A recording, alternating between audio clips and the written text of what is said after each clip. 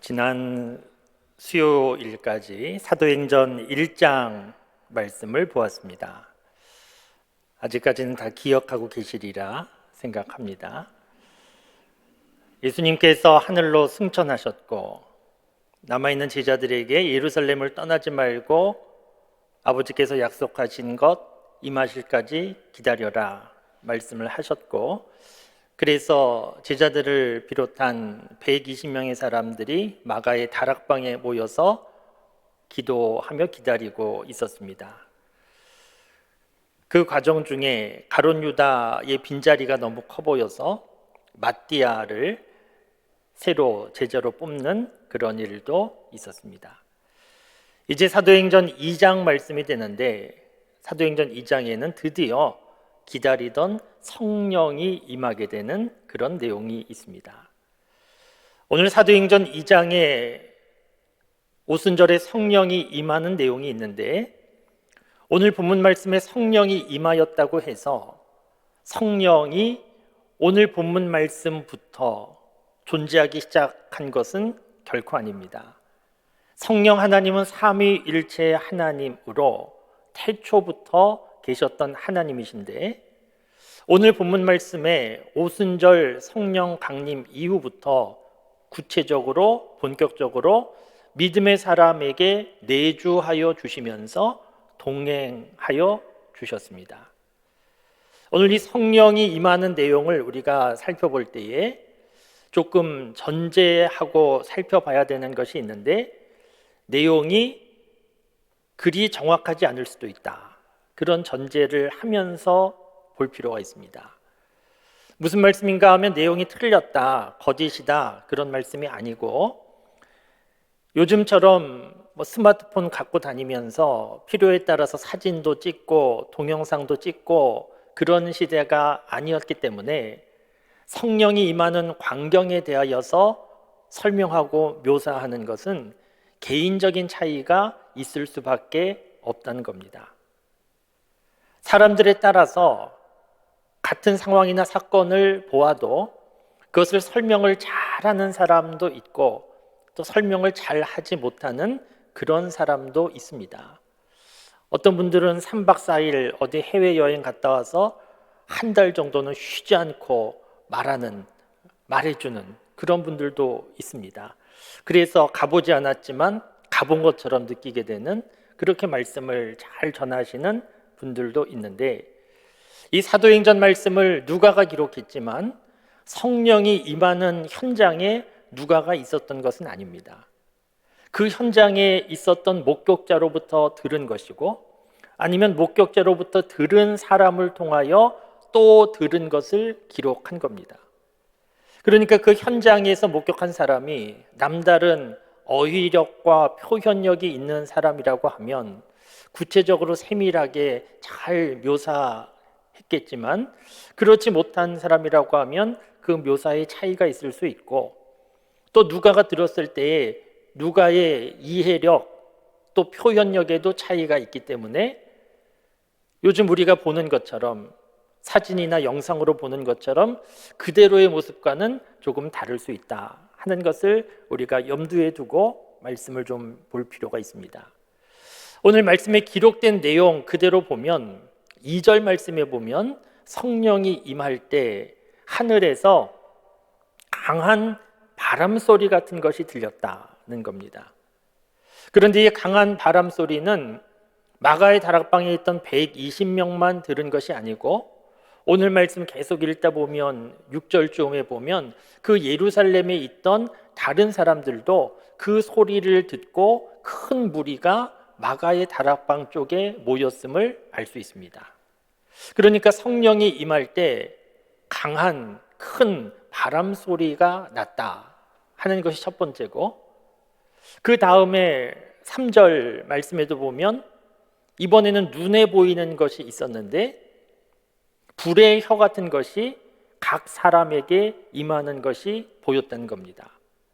불의 혀가 무엇인지 말씀드린 대로 정확히 알 수 없습니다. 이렇게 묘사를 불의 혀 같은 것 이렇게 써 놓았는데, 생각해 보면 야외에서 장작을 태울 때 바람에 불꽃이 이리저리 휘날리는 그런 모습 연상될 수도 있을 것인데, 중요한 것은 눈에 보였다는 겁니다.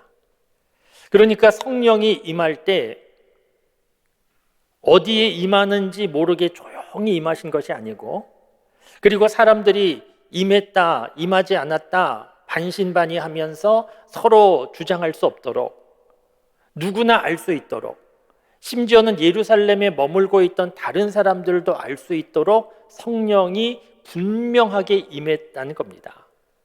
강한 바람 소리처럼 귀로 들을 수 있도록, 불의 혀처럼 눈에 보이는 것이 있도록, 그래서 온 몸으로 느낄 수 있도록 성령 하나님은 분명하게 임재하셨다는 겁니다. 그러면 요즘에도 성령이 임할 때 이런 현상이 나타나야 되는가? 요즘에도 예수님 믿고 구원받고 성령이 임할 때 뭔가 강한 바람 소리 같은 거 들어야 되고, 불의 혀 같은 것이 임하는 것이 보여야 성령이 임하는 것인가? 그렇지는 않습니다. 예수님의 십자가 사건이 반복되는 것이 아니고 유일한 사건인 것처럼, 오순절에 성령이 임한 사건도 반복되는 사건이 아니고 유일한 특별한 사건입니다. 단지 예수님의 십자가 사건은 반복되지 않지만 십자가의 능력은 지속되는 것처럼, 오순절 성령 임재의 사건도 반복되는 것은 아니지만 오순절에 임한 성령의 능력은 지금도 지속되고 있습니다. 이 오순절에 성령이 임한 사건 가운데 많은 사람들이 관심을 갖고 주목해서 보는 말씀은 4절 말씀입니다. 4절에 보면 성령이 말하게 하심에 따라서 사람들이 다른 언어로 말하기 시작하더라, 이렇게 되어 있습니다. 그러니까 2절과 3절에서 성령이 임할 때 강한 바람 소리 같은 것이 들리고 불의 혀 같은 것이 눈에 보이는 것은, 이것은 수동적인 입장입니다.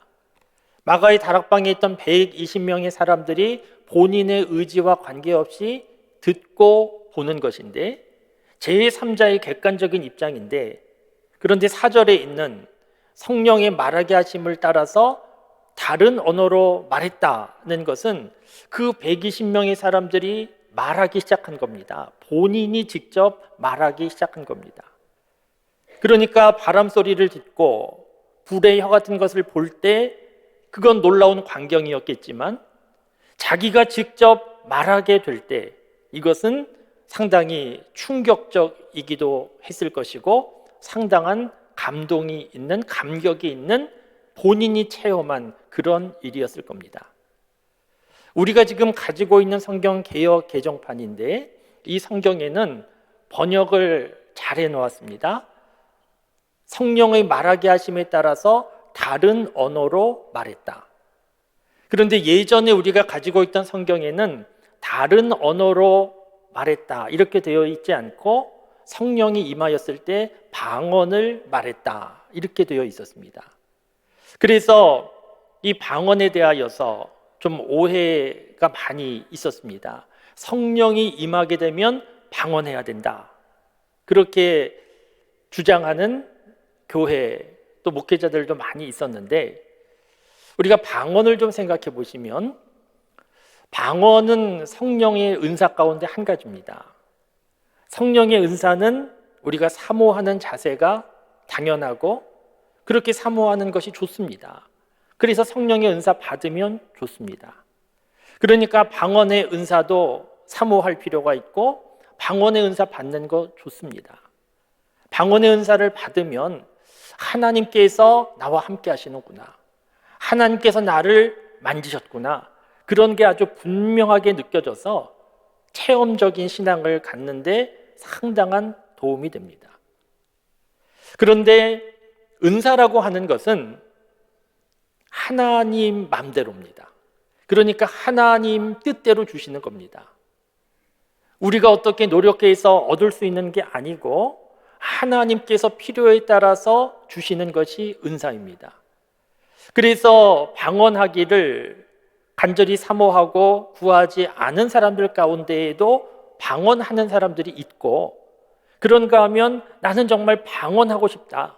사모하는 마음으로 간절히 구했는데 방언하지 못하는 그런 사람들도 있습니다. 방언을 할 수도 있고 하지 못할 수도 있는데 믿음과 관련 있는 건 아닙니다.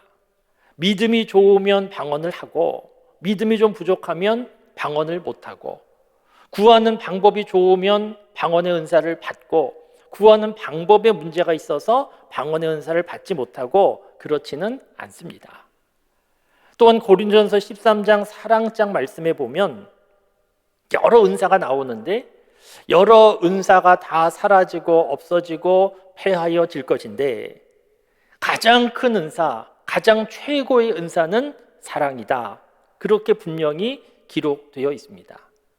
그러니까 은사에 서열이 있지 않고 방언의 은사가 가장 수준 높은 은사도 아니고 믿음 좋은 사람이 방언의 은사 받는 것도 아닙니다. 그런데 말씀드린 대로 어떤 교회들에서는 성령이 임하면 반드시 방언을 받아야 된다. 그것이 성령이 임한 증거다.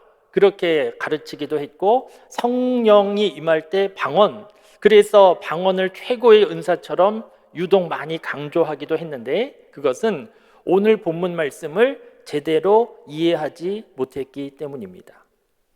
예전 성경에는 성령의 말하게 하심에 따라서 방언을 말하더라 이렇게 되어 있는데 지금 우리가 가지고 있는 성경은 다른 언어를 말하게 되더라 이렇게 되어 있는데 이 표현이 정확한 내용입니다. 오늘 말씀에도 보면 오늘 말씀 5절에 보면 아주 경건한 유대인들이 천하 각국에서 모였다 이렇게 되어 있습니다. 지금 시기적으로 오순절 큰 명절이기 때문에 전 세계 여러 나라에 흩어져 있던 사람들이 예루살렘에 모였는데 몇 개의 지역에 있던 사람들이 모였는가? 오늘 말씀에 9절부터 이렇게 쭉 나와 있습니다. 여러 지명이 나와 있는데 우리가 읽어도 어딘지 잘 모르는 지역들이 대부분인데 어쨌든 한번 9절 한번 이렇게 보시면 좋겠습니다. 9절 말씀 한번 보시면서 도대체 몇 개 지역에서 왔나 한번 살펴보시면 좋겠는데요. 제가 읽어보겠습니다. 우리는 바데인과 메데인과 엘람인과 또 메소포타미아, 유대와 갑바도기와 본도와 아시아, 그리고 10절에 또 계속 나옵니다. 부르기아와 밤빌리아, 애굽과 및 구레네에 가까운 리비아 여러 지방에 사는 사람들과 로마로부터 온 나그네 곧 유대인과 유대교에 들어온 사람들과 11절에도 나옵니다. 그레데인과 아라비아인들이라. 몇 개의 지역인 것 같습니까? 대략 한 15개 정도입니다. 그러니까 요즘으로 하면 15개 나라에서 온 겁니다. 그것도 언어가 다른 15개 나라에서 온 건데 요즘에 이 15개 나라에서 온 사람들이 국제회의를 한다. 그러면 어떻게 합니까? 각각 통역하는 사람들이 있고 그 통역하는 사람들 말을 들을 수 있도록 어떤 그 통역과 관련된 헤드셋 이런 것을 다 끼고 그러면서 국제회의 하는데 오늘 이 성령에 임할 때 다른 언어로 말하게 하심을 따라 이 부분을 보면 15개 서로 다른 지역의 언어를 쓰는 사람들이 모였는데 통역해 주는 사람도 없고 통역기 같은 것도 없는데 동시 통역이 되면서 다 알아듣게 되었다는 겁니다. 그래서 말씀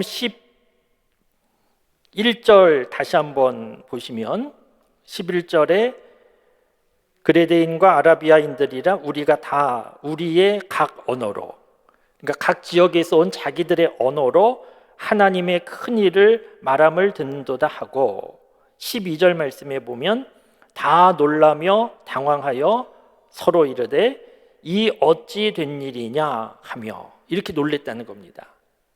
그러니까 예전 성경 번역된 방언을 했다라고 하는 그 방언은 요즘에 우리가 그 통역하는 은사를 받지 못하면 방언 기도하면서도 자기가 모를 수 있습니다. 무슨 내용인지 모를 수 있는데 옆에 있는 사람 들을 때는 도무지 더 알아들을 수 없고 오히려 옆에 있는 사람들은 좀 시끄럽게 이렇게 들릴 수가 있는 게 방언으로 기도하는 건데 성경 말씀에 방언을 했다라고 표현된 부분에 보면 서로 알아듣지 못하던 지역에서 온 15개 정도의 서로 다른 언어를 쓰던 사람들이 서로 알아듣게 되었고 그래서 이것이 어찌된 일인가 깜짝 놀라게 됐다는 겁니다.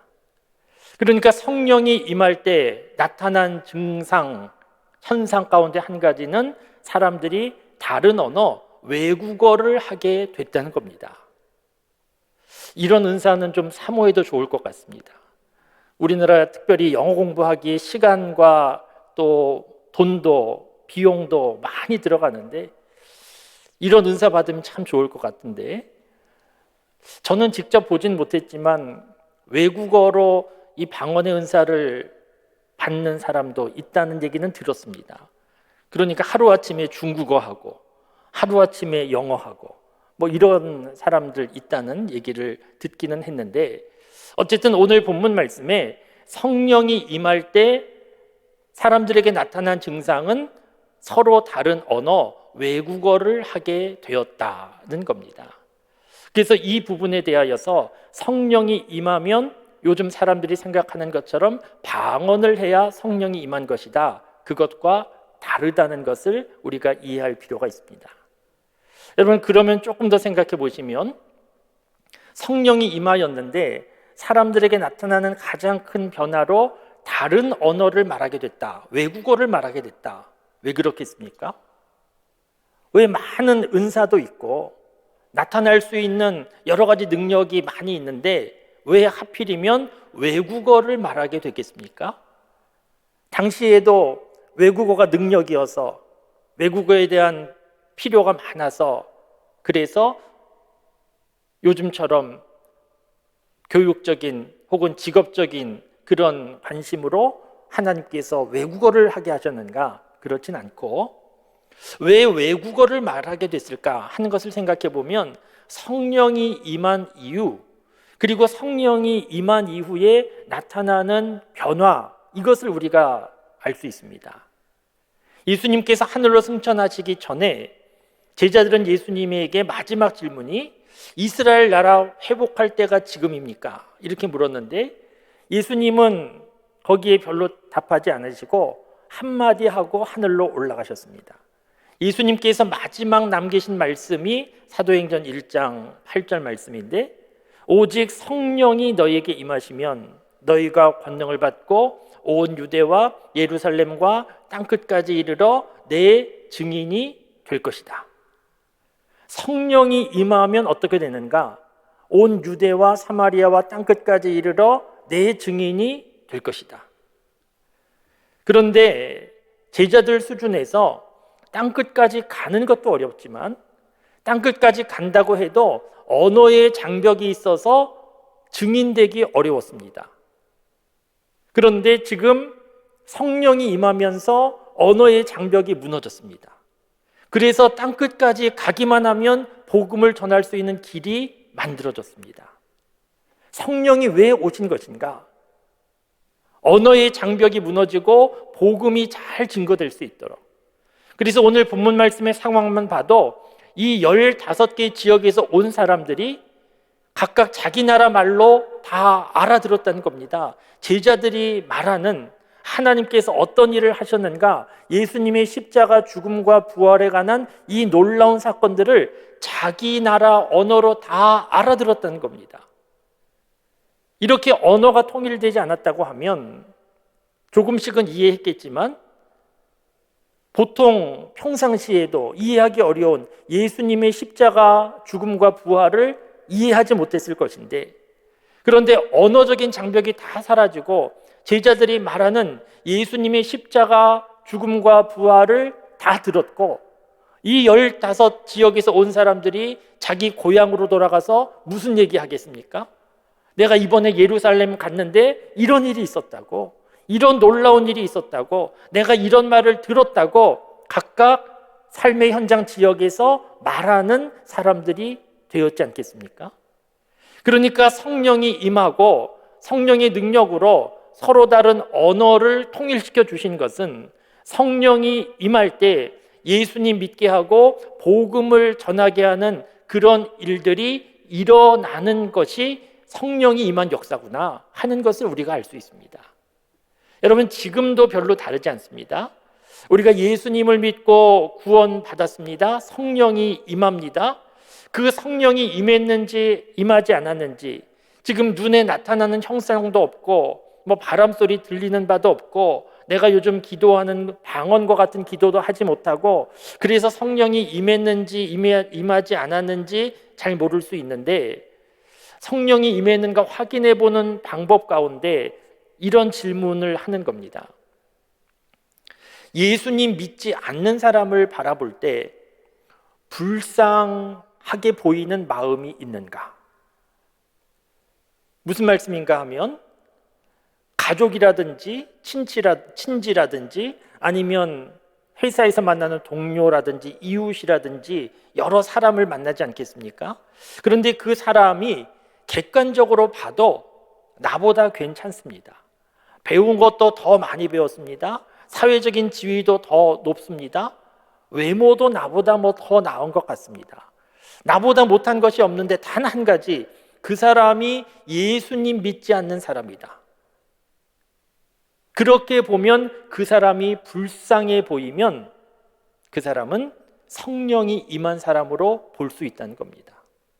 왜냐하면 성령이 임하게 될 때 성령이 하시는 일 가운데 한 가지는 이렇게 복음에 대한 관심을 갖게 하고 복음을 전하는 사람으로 만들어가는 것이 성령의 역사이기 때문입니다.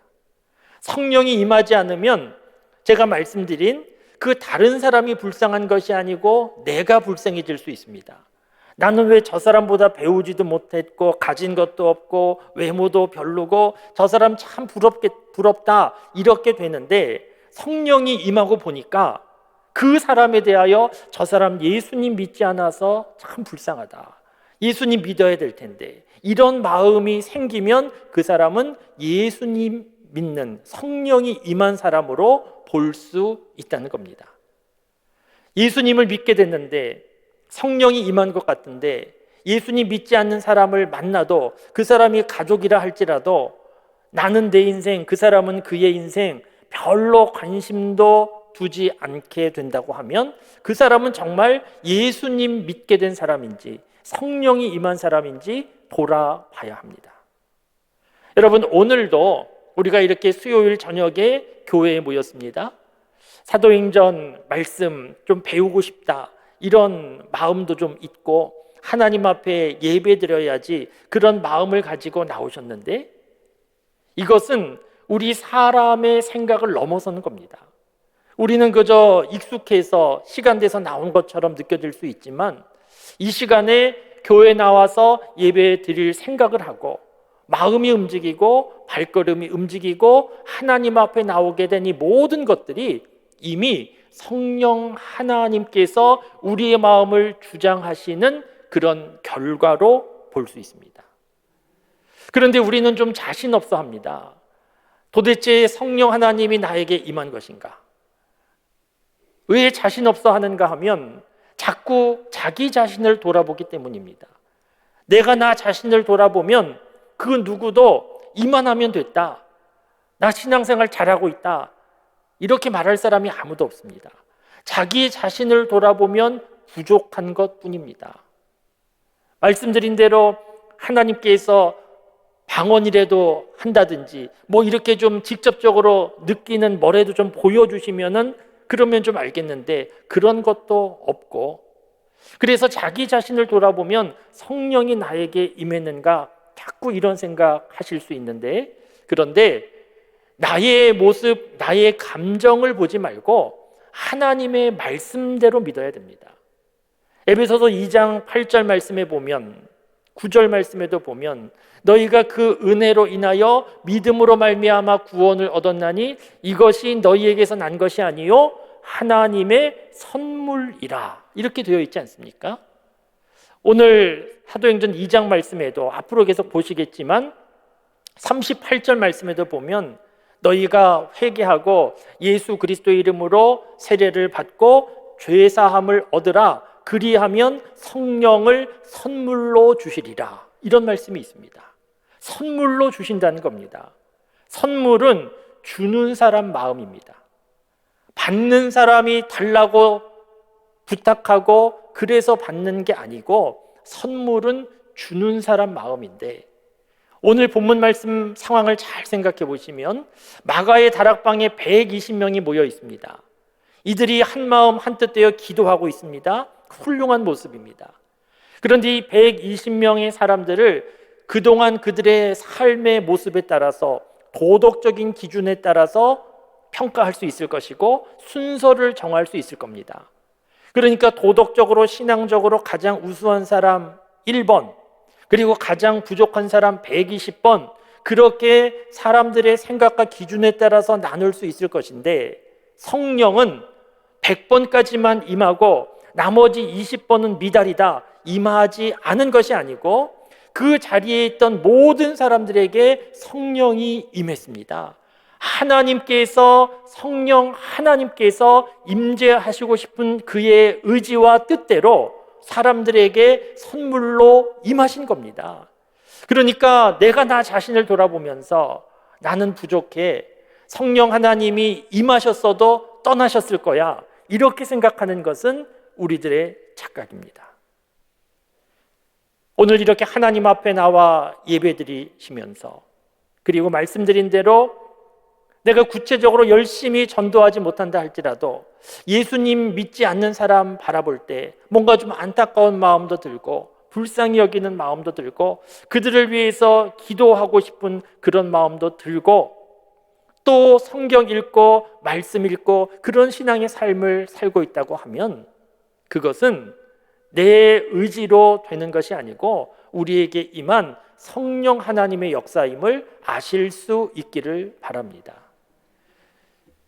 중요한 건 무엇인가 하면 성령이 임하지 않은 것이 아니고 성령은 임했는데 나에게 임한 성령이 충만한가 충만하지 않은가, 그 차이는 있을 수 있습니다. 성령 충만함을 사모해야 됩니다. 성령 하나님을 생각하고 성령 하나님을 의지하고 성령 하나님의 도움을 구하면서 하루하루 살아야 됩니다. 성령 하나님이 나에게 임했는데 성령 하나님에 대한 생각도 없고 의지하지도 않고 구하지도 않고 분주한 일상 속에 하루하루 살다 보면 그저 내 생각과 내 뜻대로 사회적인 가치관 흐름대로 판단하고 결정하고 살다 보면 성령 충만하지 않게 되고 성령의 능력을 경험하기 어렵게 됩니다.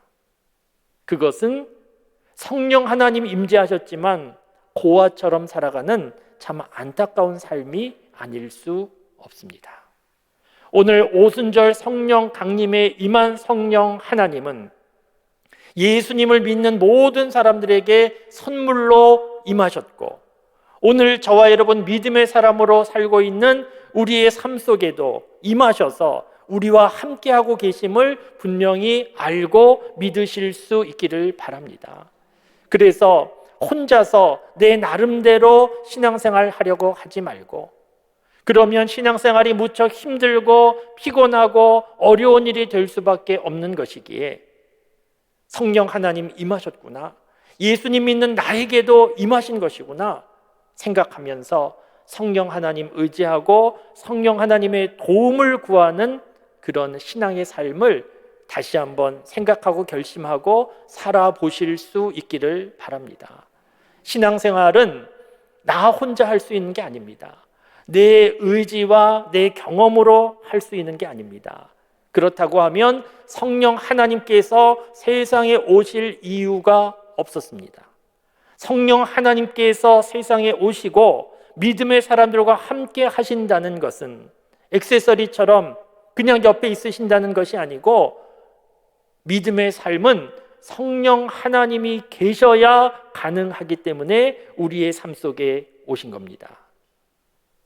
한 해 거의 마무리되는 때를 우리가 살아가고 있는데, 올 한 해를 돌아보면서 나는 올 한 해 살아가는 동안에 나와 함께 하시는 성령 하나님을 얼마나 믿고 의지하고 도움을 구하며 살아왔는가 하는 것을 생각해 보실 수 있기를 바랍니다. 자칫 잘못하면 별로 기억에 나지 않을 수 있습니다. 그것은 성령 충만한 삶이 아니고 상당히 힘들고 피곤한 신앙의 삶을 살아왔다는 겁니다.